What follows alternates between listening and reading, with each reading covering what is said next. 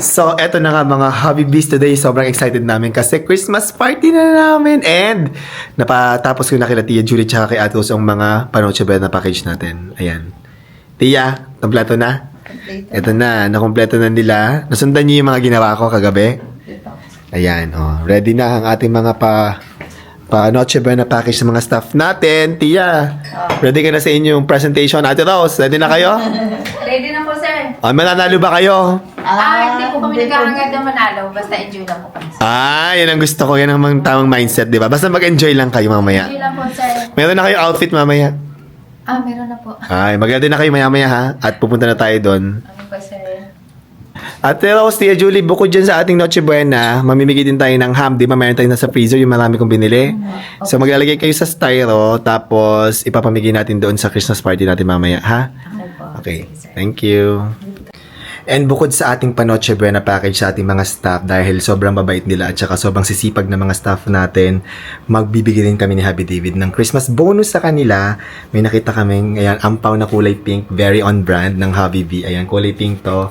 And i-distribute natin to mamaya. Isa-surprise natin ng mga Hobby Bee staff ng kanilang Christmas bonus. Hindi naman sobrang laki, pero I think malaking tulong na rin to sa kanila, especially ngayong Christmas season. And ready na ako sa aming Christmas party pero wala pa si Happy David kasi nag-aayos pa sila sa clubhouse namin para mag-set up ng mga lights tapos yung stage hindi ko alam pero wala pa rin siya hanggang ngayon. Nakabihis na ako pero wala pa rin siya. At nandito pa rin sila. Nang ginagawa niyo, nagpa-practice kayo? Opo, nag-meeting. Ay, ready na ba kayo sa premyo nyo? Ready na po. Galingan nyo. Timbahay kayo. Opo, sir. Good luck, good luck. And dumating na rin si Happy David. Narinig ko ng boses niya. Ma'am, Yes. ready ka na? Dito ako nagpipinis. Kakatapos Ready na kayo? Kanina, nagka-problema sa sound system. Inayos pa namin. Mga haggard pa. Haggard pa, galing kami May sound marami check. Ako ready na. bisita. Yung mga staff nandun na. Okay. Please lang po. Yes. Okay. Pasok na po kami. Okay, so nandito na tayo sa aming venue dito sa clubhouse namin. And si Happy David nagbibis pa. Umuna na ako para ma-entertain yung ibang guest dito. So, ayan. Nandito na iba nating staff at saka mga ibang bisita natin. Eto, at meron kami ditong shawarma corner. Ayan. Maraming salamat sa ating shawarma. Senyor Pita. Yan, Senyor Pita.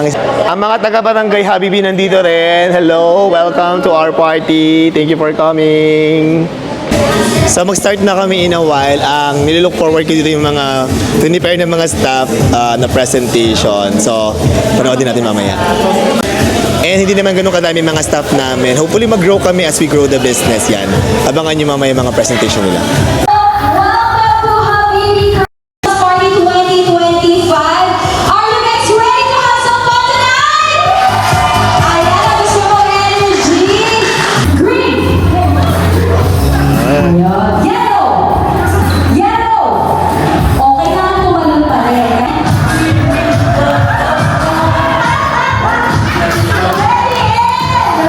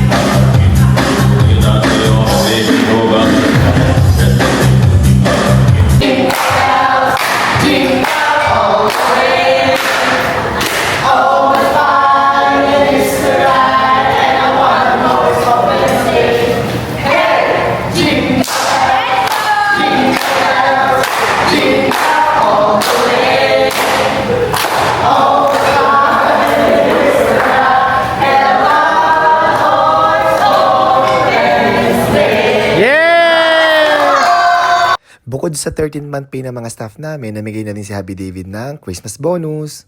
Nakakatuwang makita yung smile on their face habang dinidistribute ni Happy David yung Christmas bonus nila. Alam kasi namin na malaking tulong ito para sa kanilang pamilya. Binigay ko na rin yung mga Noche Buena package at Christmas ham para sa aming mga staff. And sa totoo lang, hindi po talaga kasya ang 500 pesos para sa isang decente at masarap na Noche Buena. Lalo na at isang beses lang tayo nagsa-celebrate dito sa isang taon. But wait, there's more. Bukod sa Christmas bonus, sa Noche Buena package at saka sa ham, nagbigay din kami ng regalo sa aming mga staff.